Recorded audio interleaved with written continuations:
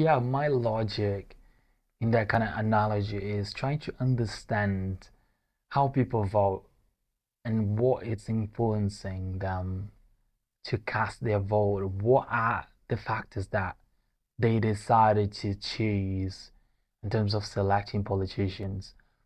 As far as I can see, globally, people are not voting for the right politicians.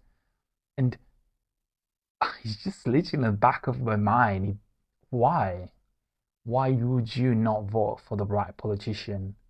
And at the same time, my questioning is, why would you vote for the wrong politician in the first place, knowing that those individuals will not going to benefit you in the long term? And not just that, also younger generation, the youth. So most of the politicians nowadays are older than me, than us. So of course they are not trying to benefit our generations. And you as a parent, how and why you're still voting for those politicians knowing that they are not trying to benefit our generations, the younger generations than yours. I know that this is a very complex issue, but I want you to think logically, especially and organically. And what are those politicians that don't really serve you that are getting elected? That what are they doing that you're going on and casting a vote to them? It's very important that they start thinking and process information. So on the next general election, you will make wiser decisions that will benefit not only you, but the future of your children as well. Take a deep breath and really reflect. What are they doing that are manipulating you into trust them? And then you go on and cast your vote to them.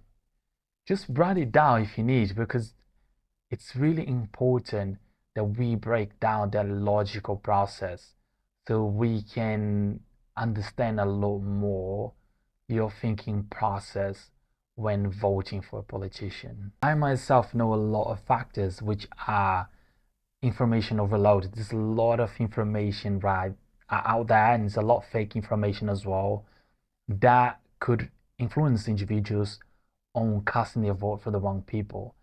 But no excuse. It's important, right? Because it's just like renting a house to someone else that you don't know, that you find the right person.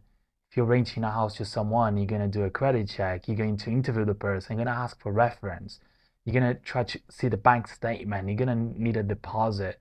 See, there's a lot of things going on that you usually do, even if you want to rent your empty room and space to a tenant and have a flatmate as well.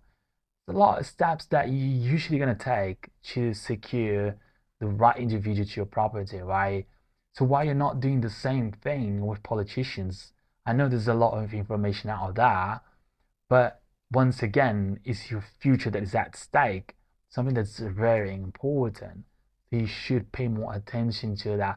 And yes, there is also emotional factors, identity factors as well. So you probably, and people tended to really align with politicians that behave like them or look like them. But at the end of the day, they don't necessarily will do what is really beneficial to you and the country. So this is what you need to understand. A lot of politicians know that, so they will use that against you. So you go on and cast your vote to the wrong politician. And so this is something that you need to be aware of as well. So, but it's also trust in the institutions as well, right? So a lot of people trust institutions, for instance, political parties.